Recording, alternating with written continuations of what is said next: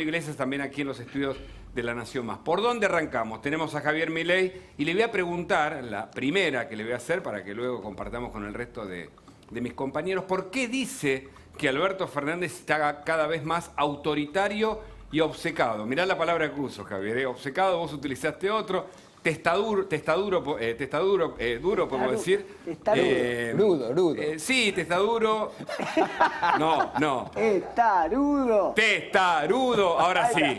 Obcecado, no sé, afianzado a ideas que no funcionan. ¿Por qué señalás eso del presidente, Javier? A ver, yo lo que señalé es que a la luz de las declaraciones que tuvo recientemente el último fin de semana, absolutamente desafortunadas, considero que cada día está más bruto, cada día está más ignorante, cada día está más totalitario y por ende cada día se parece más a Nicolás Maduro. Por eso entonces la confusión de testarudo, de testaduro, ¿no? Tal vez. Claro. Ahora, ¿por qué digo que cada día está más ignorante? Primero porque básicamente utiliza el argumento de las retenciones, ¿sí?, como un mecanismo para controlar la inflación. Eso es propio de un ignorante, porque en el fondo, de última, lo que puede hacer las retenciones es modificar el nivel de precios de los alimentos, pero no la tasa de variación de los alimentos. Entonces, y además, primero que nunca funcionaron bien. Segundo es porque generan desabastecimiento, ¿sí? Entonces, el sector que podría generar las divisas, además, nos estamos pegando un tiro en el pie para conseguir divisas y no es el mecanismo para controlar la inflación. Y como además implica un avance sobre el derecho de propiedad, porque lo que hay que entender es que en el mercado lo que se transan son derechos de propiedad. Correcto. Y en ese contexto, cuando vos vulnerás el derecho de propiedad de una parte, ya sea la de los productores, ¿sí?, ¿cuál es el resultado? El resultado es que la producción termina cayendo, entonces terminás teniendo más escasez. Y además no vas a controlar la inflación. Si está tan preocupado por el tema de la inflación, debería ir y mirar qué pasa con el Banco Central, con la cantidad de dinero que emite, con el déficit fiscal que tiene, en lugar de estar buscando responsables en otro lado. Entonces, lo que uno ve también es que en el fondo también termina amenazando a los productores agropecuarios, lo hace de una manera sutil, pero lo hace.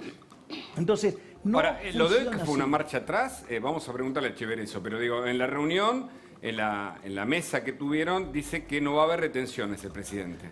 Yo no le creo nada a este presidente, digamos, no le creo a su ministro de Economía, porque además, su ministro de Economía además es un mentiroso. Recordemos que cuando inició su gestión, el farsante que tenemos como ministro de Economía dijo que él no iba a hacer un ajuste. Y al poco tiempo envió justamente un paquetazo de ajuste fiscal por el equivalente de 2 puntos del PBI. Y ahí además demostró ser un inmoral, porque dijo, no, yo no estoy haciendo ajuste porque no estoy bajando el gasto público. En definitiva, es un inmoral porque además es funcional a una corporación política, ¿sí?, que como no quiere dejar de robar, ¿sí?, como no quiere ceder a sus privilegios, le traslada el costo al resto de la sociedad y se le traslada el costo al que produce. ¿Y cuál es la consecuencia? La economía se hunde cada día más. Martín de Taz. Sí, no podría coincidir más, obviamente, con Javier. Me preocupa mucho las retenciones. Yo lo he dicho tantas veces, pero nunca viene de más explicarlo una vez más. Las retenciones son un pésimo impuesto, porque van sobre el total de lo producido. No van sobre la ganancia, no van sobre la renta de la tierra, no van sobre... No, van estrictamente sobre el total del producido. Y los campos no ganan lo mismo. Vos podés tener un campo que tenga una rentabilidad alta, en cuyo caso las retenciones se van a quedar con una parte de la rentabilidad, pero podés tener un campo que está lejos del puerto, por ejemplo, que tiene una rentabilidad mucho más baja, y en ese caso las retenciones se comen toda la rentabilidad, pero además se comen una parte del campo, o sea, se comen una parte del capital. En segundo lugar, ese campo ya sale de circulación, ya ese campo no siembra para la próxima temporada. Pero además las principales retenciones, en segundo lugar, las estás poniendo sobre la soja, que no tiene nada que ver con un producto que nosotros consumamos ni sea un alimento que quiera bajar el precio doméstico de la soja. Sería disparatado que el objetivo del gobierno sea bajar el precio de la soja. En tercer lugar, cuando vos pones retenciones, esencialmente es un impuesto a la inversión. Si concretamente el resultado que va a producir es que, si yo estoy analizando si pongo un fertilizante que me puede aumentar tal vez 10% en promedio lo que voy a tener de rinde en esa hectárea que estoy sembrando, bueno, la verdad que cuando el gobierno se queda con la rentabilidad que me genera ese fertilizante ya no me conviene hacerlo. Entonces, el resultado es menos campos sembrados y en los campos sembrados menos inversión, por lo tanto menos rinde. Como resultado de eso tenés menos dólares en la economía, menos producción, menos dólares, y cuando el dólar está más bajo, hay menos dólares en la economía, el tipo de cambio, el dólar, el precio del dólar queda más alto. Claro. Y hay una relación casi matemática, y cuando el tipo de cambio real es más alto, los salarios reales son más bajos. Con lo cual el resultado, vos decís, quiero cuidar la mesa de los argentinos, haces pelota al bolsillo de los argentinos. Claro. O sea, para cuidar la mesa y para cuidar un producto concreto de esa mesa de los argentinos, que no tiene nada que ver además, porque en este caso justo la soja, que es la que la liga más, haces pelota al bolsillo de los argentinos. Pero además Entonces, tampoco se cuida la mesa de los argentinos porque el precio de las materias primas o de los alimentos sin el procesamiento y la cadena de transporte forman un componente mucho menor en el precio total de los alimentos, ¿no? Pero, a Javier. ver, sí, pero acá hay algo muy importante que dijo Martín, y como yo me concentré sobre la línea gruesa, por Sí, decir, sí, pero es muy importante algo que acaba de decir Martín y que lo quiero rescatar.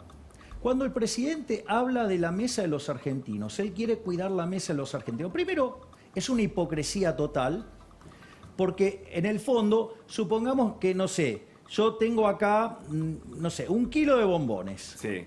Y yo soy el dueño de los bombones, y yo puedo disponer, digamos, de los bombones. Y ahora, y ustedes no. Entonces, llamemos una votación, dicen, a ver, digamos, ¿cómo repartimos los bombones? No, ¿qué votación? Digamos, no pueden vulnerar mi derecho de propiedad. Ajá. O sea, y eso, digamos, esa lógica es perversa. Pero además, es muchísimo más perversa porque el campo, en promedio, tiene que soportar impuestos por el equivalente del 60% del valor que genera. Si Argentina entonces produce alimentos para 400 millones de seres humanos, quiere decir que el Estado se lleva el alimento de 240 millones de seres humanos. Es decir, en Argentina, digamos, el fisco podría alimentar a varias Argentinas. O sea, por lo menos a 5. Claro. Y sin embargo, hay 4,5 millones de personas que están con hambre en Argentina. Y si lo tomo con una definición más amplia, el número es muchísimo más grande. Entonces, en realidad, el que le está sacando el pan de la mesa a los argentinos sos vos, Alberto, y este Estado nefasto. ¿Por qué no achicás el Estado? Así se nos agrandan los bolsillos y podemos consumir más. Vos sos responsable de este hambre. Es decir, que la intervención del Estado lo que genera es un país más chico, una economía más chica, y el intervencionismo no resuelve el problema, Martín, de fondo, ¿no? Que es el de la producción, el de las inversiones, el del capital que puede generar más trabajo, por ejemplo. Por supuesto que no, es un típico ejemplo de esas medidas que uno a veces, nosotros a veces las explicamos en la facultad, y cómo vos podés bajar el precio de un bien que se exporta si vos le prohibís al exportador que lo venda más caro afuera. Entonces la alternativa es que para exportarlo lo puede vender en el mercado local, lo tiene que vender más barato acá también. Pero el producto que vos estás poniendo la retención es un producto que representa el 10, el 15. En el caso de la carne podría ser el 25% del precio en góndola. Es ridículo pensar que con eso lo vas a lograr. Y el resultado es menos, me preocupa a mí esto sobre todo, menos inversión. Claro. Ya cuando pasó con el caso de la carne fue alevoso, ya hizo el gobierno este experimento. Ya puso el gobierno límites. Los controles de precio, dividir los precios. Exactamente, además que genera una corrupción fenomenal, que es el otro problema, los controles estos. Si los productores no se ponen de acuerdo, no escuchan, dijo algo así como un poco soberbio el presidente, si los productores no escuchan, entonces les voy a tener que poner cupos a las exportaciones. Pero Miren, entonces va con los anuncios, va por un lado y después tiene que retroceder, Los cupos a las quiere quedar bien con todos. ¿Cómo es la política monetaria del gobierno, o económica en este caso, para controlar los precios? Bueno, ese es el otro problema. Vamos, el Sí. propio gobierno que de un lado del mostrador inunda toda la economía de peso, del otro lado del mostrador tira 3 salvavidas. Claro. Entonces quiere que, no, che, yo voy a... Qué guacho que son los tipos que están ahí en los botes. Miren, qué raro, ¿quién habrá sido el que tiró el agua? Inundaste vos. Claro. Vos llenaste de peso la economía y eso está generando inflación por todos lados. Eso hace que reviente el precio de todos los activos en Argentina, empezando por el dólar. Y del otro lado del mostrador vos te paseás en un bote y repartís 3 salvavidas. Decís, che, no, acá voy a tirar 3 salvavidas. Voy a ver cómo hago para que el agua, en vez de llegarte al cuello, voy a ver si te puedo dar un banquito para que te llegue un poquito más arriba. Mira, dejá, no inundes más y listo. Javier, ¿y existe una posibilidad de que el gobierno cada tanto declare a favor de un sector que le pide cierto extremismo, digamos, en esa agenda ideológica más ligado a la vicepresidenta, y que después cuando tiene que reunirse con los actores, como lo hizo hoy, afloja porque quiere ser más componedor? ¿Qué es lo que ves? Bueno, pero es que justamente cuando él recita estas burradas, está recitando el Instituto Patria. Ajá.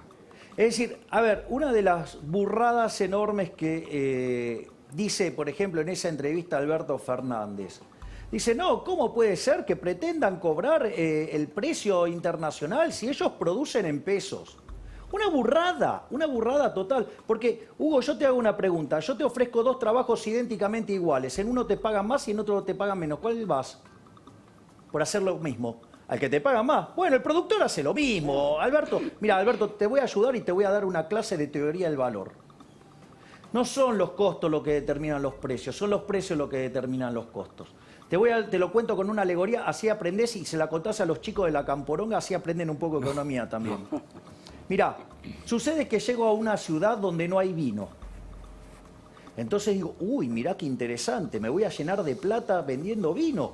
O sea, entonces me consigo la botella, me consigo la etiqueta, el corcho, el vino, la botella.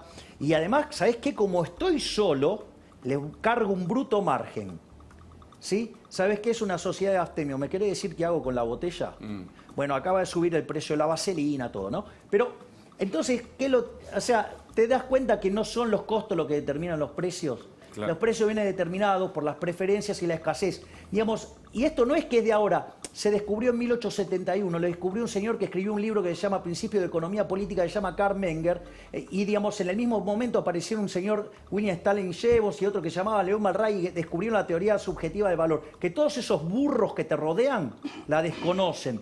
Y en tanto y en cuanto sigas apelando a esto, va a salir todo mal. Y cuando quieras apelar a los controles de precios, también van a salir mal. ¿Sabes por qué? Porque hay evidencia empírica desde el año 2800 a.C., la quinta dinastía de los sumerios, que los controles de precios nunca funcionaron. ¿Y querés que te diga algo? Tus declaraciones, Alberto, cada día te hacen parecer más a Diocleciano. ¿Qué vas a salir a matar gente? ¿O los vas a hacer quebrar con tu espada llamada Paula Español? Dale, Alberto, eso nunca termina bien. Y si a eso sumamos el desastre que estás haciendo en términos de política monetaria y fiscal, estás generando la próxima gran bomba argentina. Martín, ¿qué es lo que vos ves a nivel económico? ¿Que el gobierno tiene un plan o finalmente va como armando todo el tiempo mesas o acuerdos para que la cosa no se salga de cauce? El plan del gobierno hubo distintos planes, fue cambiando de plan el gobierno. Cuando asumió, el plan del gobierno, como decía Javier más temprano, era hacer un fenomenal ajuste. Y ese plan, en realidad, cuando llegó la pandemia lo abandonó. El segundo plan del gobierno fue hacer una cuarentena corta y después se le hizo más larga. No tenían plata para financiarla, después le rebalsó por todos lados los pesos que emitieron y generaron una inflación escandalosa. Ahora el plan es cómo hacer para tratar de contener la inflación. Entonces lo que viene ahora es empezar a trazar un poco el dólar para tratar de contener la inflación con ese dique que es el tipo de cambio oficial. No parece haber un plan claro y en todo caso lo que sí me preocupa, y era la pregunta que le quería trasladar a Etcheverry, si Etcheverry cree que, porque hay un sector de gobierno que sí tiene un plan bastante claro, que es el sector de gobierno liderado por Máximo Kirchner. Ellos tienen un plan que lo han explicitado inclusive, ellos han dicho que te ponen en duda la propiedad privada en la Argentina, que lo tuyo es tuyo pero hasta ahí no más. Incluso después de que pagaste todos los impuestos, hoy lo decía Javier, 60% de presión tributaria. Javier Milei que ahora va para... De 100 que vos generás, 60 se lo queda al Estado, 40 te queda a vos, pero así todos los 40 que te quedan a vos no son del todo tuyos, hay que ver. Y hay alguna discusión concreta, y yo creo que, y esa es la pregunta, Etcheverry, que le quiero trasladar, porque Máximo Kirchner lo dijo muy claramente. ¿Usted piensa, Etcheverry, que si el grupo se impone dentro de la interna del gobierno y si les va bien en las próximas elecciones, van por una reforma constitucional del estilo de la Constitución de 1949, que ponga en suspensión la propiedad privada en la Argentina y a partir de ahí el Estado pueda disponer de los bienes de los particulares? Sí, sin ninguna duda. Claro que sí, porque, digamos, no hay que ser adivino, es lo que dicen, es lo que permanentemente están diciendo. Bueno, no creo que exista el espacio, tal vez, o creo que entiendo para dónde va Etcheverry, el espacio en las instituciones y en la sociedad civil para soportar esto. Javier Milei, ¿tu visión sobre esto, el plan económico y el objetivo del gobierno, máximo 2023 tal vez? A ver, yo quiero ir por partes porque hay un montón de cosas interesantes. Comparto con Martín que el ala dura del gobierno, digamos que está en cabeza de los Kirchner, tiene un plan. El plan es el plan del Foro de San Pablo. El Foro de San Pablo, digamos, como objetivo esencial tiene la idea de la Unión Soviética Latinoamericana, digamos, ahora alineados con el Grupo Puebla. O sea, ahí sí hay un plan. En el medio de eso está Alberto Fernández tratando de hacer equilibrio, digamos, entre ese disparate y la vida real que tiene, digamos, y las restricciones de la vida real.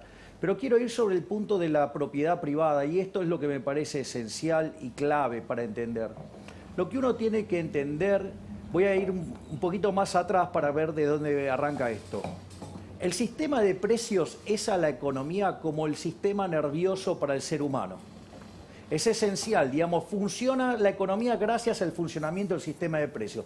El sistema de precios, básicamente, ¿cómo se constituye un precio? ¿Cómo se genera un precio? Sí. Yo hago un intercambio, por ejemplo, con Martín, Martín me entrega un bien y yo le entrego dinero, por ejemplo. Eso lo que hace es marcar un precio. ¿Sí? Un registro histórico, se llama precio, se convierte en una señal. Esa señal es que algunas personas decidan ser compradores y otros sean vendedores. A veces se coordina. Algunos van a ser compradores, otros van a ser vendedores.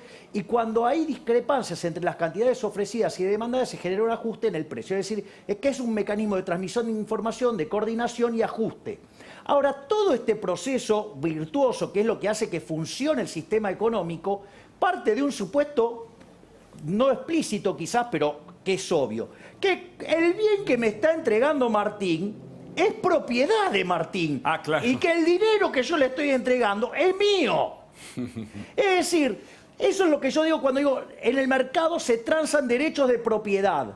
¿Por qué es lo que? Entonces, y ahí es cuando uno entiende el rol fundamental del derecho de propiedad. Porque si yo, mira, me agarro el celular de Hugo, y él quiere el celular, y qué sé yo, se lo vendo a cualquier cosa, lo que me venga bien, si total no es mío. Cambiaron la regla de juego. Exacto, digamos. Cuando vos no tenés derecho de propiedad, entonces no tenés precio. Al no tener precio no hay cálculo económico y el sistema se derrumba. Por eso todos los lugares donde se aplicó el comunismo falla. Por eso en todos los lugares donde es alta la intervención del Estado falla. Porque lo que hace es generar descoordinación dentro del sistema, porque la señal de precios queda distorsionada. Cuando yo hago la estupidez de las retenciones, distorsiono los precios y funciona mal el sistema. Te doblo la apuesta, Javier. Acá no solamente hay una distorsión de que nadie sabe cuál es el precio. Acá, cuando los precios internacionales son altos para lo que produce Argentina, vos estás rompiendo esa señal internacional y el mensaje que le estás dando a los productores locales es, muchachos, no inviertan,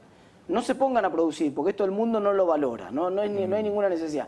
Lo cual es contradictorio. Lo cual se contradice con el hecho de que esté subiendo el precio. Lo cual es contradictorio además con la teoría estructuralista básica que mucha de esta gente defiende, porque el argumento estructuralista central de Prebisch en la década del 50 era que lo que generaba su desarrollo era el atraso de los términos de intercambio. Es decir, que vos tenías un problema, que los precios de lo que vos le vendías al mundo sistemáticamente bajaban. Y entonces vos cada vez tenías que exportar más toneladas de soja para traerte un tractor. Y era como un proceso. El tema del valor agregado además, ¿no? Vos con las exportaciones son una forma indirecta de producir bienes importados. O sea, vos producís indirectamente. Yo produzco tractores fabricando soja. Entonces, ¿cuántos tractores voy a fabricar? Bueno, si la soja vale más, voy a fabricar más tractores.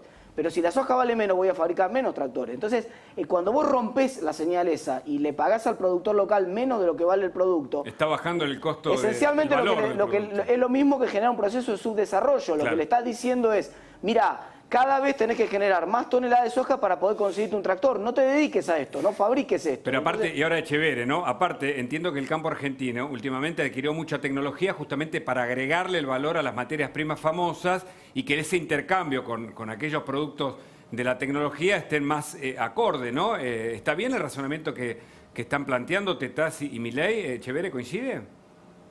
Está muy bien y tanto coincido que en muchos casos una tonelada de carne argentina vale más que una tonelada de un auto de primera gama alemán. Interesante. Tal cual. Ajá. Tonelada contra tonelada. Tan, digamos, errado estaba Prebisch en su momento y la realidad lo desmintió categóricamente, que sucedió eso, que hoy por el crecimiento demográfico hay más demanda por alimentos que cualquier otro bien y más todavía.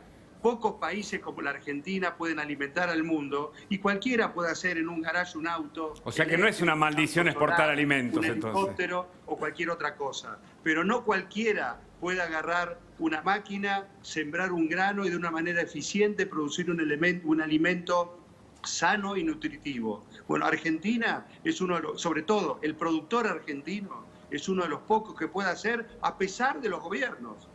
A pesar de los gobiernos. Quisiera agregar algo con respecto a la propiedad privada, que coincido con todo lo que se dijo. Agrego, nadie invierte si no está seguro de la propiedad. Aparte de todo lo que se dijo acá, lo esencial es decir, bueno, ¿quién va a sembrar, quién va a criar ganado o ordeñar leche si no está seguro que lo que es de él es de él? ¿O alguien cree que tiene derecho a quitárselo de una manera violenta? Peor todavía, lo que pasó el domingo con el reto del presidente a todos los productores. Y lo que pasó hoy, que parece que hubiese sido otro presidente, yo que uno diga, menos mal, no subieron las retenciones. Uno dice, y se repite, ¿en manos de quién estamos? ¿Cómo puede ser que un presidente de la nación diga algo un domingo y diga todo lo contrario 3 días después? ¿Qué dirá el domingo que viene? Entonces, ¿invierto? ¿No invierto? ¿Duplico o paso a producir la mitad? ¿O me quedo lo más quieto posible para pagar mis gastos y veo a ver qué tan rápido, o mejor dicho, que esto pase lo más rápido posible? Es muy grave porque está muy claro que ni siquiera el gobierno está ni por casualidad de acuerdo internamente. Lotearon el poder. ¿Lotearon el poder? A cualquiera que le arrimó, que dijo que le había arrimado votos, le dijeron, bueno, a vos te doy un ministerio, una secretaría, una subsecretaría, te doy la empresa de agua, te doy aerolínea, te doy YPF, y se nota la legua. Y en ese loteo de poder, siguiendo su razonamiento, Echeveré, perdón, en ese loteo de poder, siguiendo su razonamiento, ¿quién tiene más lotes? ¿O quién es el dueño del poder, en definitiva, en la Argentina hoy? Según el día de la semana, uno distinto. Según el día de la semana, uno distinto. Y por eso las consecuencias que tenemos. ¿Cómo puede ser que en un año de pandemia no hayan podido juntar ni siquiera 500.000 de vacunas? No pueden gestionar ni siquiera comprar vacunas. Se festejan que tienen muchos anotados para vacunarse, cuando todos los países de la región y del mundo avanzan diariamente en la vacunación de su población. O sea, es muy grave y no es, digamos, es ideológico, pero sobre todo es de concepción. O sea, no es gente preparada para gobernar. Y si dijeron que estaban preparados para gobernar, mintieron, porque no tienen ni idea de lo que están haciendo. ¿Federico? Sí, a ver, esa mala praxis que usted menciona, ¿no? Que confundían productores con exportadores. Digo, ¿cómo se puede ser tan elemental y confundir, digo, dos puntos de la cadena que son completamente diferentes, ¿no? Digo, ¿hay mala praxis finalmente en la visión del gobierno? Para mí lo saben perfectamente, saben muy bien. Para mí, como dije más temprano, lo que buscan es caja. Quieren sacarle plata a cualquier sector para tener fondos para encarar las elecciones y en definitiva, esa división interna de diferentes facciones y formas de pensar es lo que generan las idas y vueltas. O sea, evidentemente, un sector influenció el domingo o el sábado para la nota que salió el domingo en Página 12 y otro sector habrá influenciado para la reunión hoy de la mesa de enlace. Por eso está muy peligrosa la situación en manos de quién estamos para lo que pueda venir. Porque si es tan, digamos, impredecible lo que pueda suceder día a día, bueno, los resultados nunca pueden ser buenos, no van a ser buenos. Martín. No, la pregunta del millón es cuánto de lo que iba a invertir. Obviamente la soja ya se invirtió, se va a cosechar. 2 preguntas ahí. La primera, ¿cuánto impactó finalmente el clima? Que había cierta expectativa que preocupaba respecto de la cosecha, lo que podía ser el impacto en la cosecha. Y el segundo, ¿cuánto va a impactar esto en la decisión de siembra que viene más tarde? O sea, la que tiene que ver con el trigo o con la soja de segunda más tardía eventualmente o con otras decisiones de inversión. Es muy difícil calcular la pérdida. Hubo pérdidas porque toda la época que el maíz estaba florecido y no llovió, eso se perdió. La soja es distinta porque tiene diferentes momentos de floración y pudo haber recuperado en las zonas que llovió, pero nadie puede decir a ciencia cierta cuánto se va a cosechar en vez de cuánto, ¿no? Eso dejamos signo de interrogación. Con respecto al área sembrada, es a ver, el área sembrada, el tamaño es inversamente proporcional a la presión impositiva. O sea, cuanto más presión impositiva, más se achica el área sembrada. Claro, se achica la Argentina, esto que venimos señalando como hipótesis de trabajo para conversar con cada uno de los protagonistas aquí. Javier Milei, Elisa Carrió, perdón. A los chacareros nos podrán decir básicos, pero sabemos sacar la cuenta. Y sabemos cuándo, de antemano, vamos a perder. Y cuando hay un determinado flete del puerto, uno dice, bueno, a partir de tantos kilómetros pierdo plata, no siembro. Claro. Así que cuanto más presionen, menos producción va a haber. No es solamente, perdóname Hugo que agrego un punto, no es solamente la cantidad de área, el área sembrada, sino la inversión la que se reduce. Te pongo un ejemplo muy simple. Ponele que vos tenés un campo que rinde 3 toneladas de soja. Sí. Y estás analizando introducir un fertilizante. Los fertilizantes en promedio te aumentan 10% el rinde. Ponele que entonces ganás 300 kilos más gracias a poner el fertilizante. Sí. Te sale $100 poner el fertilizante. Los 300 kilos sin retenciones valen $500 la tonelada, los 300 kilos valen $150. O sea, vos invertís $100 de fertilizante para ganar 150, de una rentabilidad del 50%, es espectacular. Pero si yo te pongo retenciones del 33%, entonces vos ya no te quedas con los 150, una tercera parte se la quedó el Estado. Claro. Vos te quedas con los 100 extra. Y aparte, ¿a cuánto compraste fertilizante? Es lo que gastaste en el fertilizante. Vendés, claro. O sea que ya no tiene sentido sembrarlo porque encima tenés el riesgo de que por ahí no te llueve, etcétera. Entonces ya no tiene sentido sembrarlo. Te estoy dando un ejemplo concreto, real, con datos reales de un productor promedio de la Argentina, que es el rinde promedio de 3 toneladas por hectárea, con los precios reales de lo que sale un fertilizante y con la rentabilidad real que tiene un fertilizante. Ya no te conviene poner el fertilizante. Entonces ese campo va a sembrar igual, pero va a sembrar sin el fertilizante y por lo tanto va a tener menos rinde. O sea, son menos hectáreas sembradas y las hectáreas que se siembran con menos rinde. Te agrego, le pongo un nombre a lo que está diciendo muy bien, que es agricultura a la defensiva.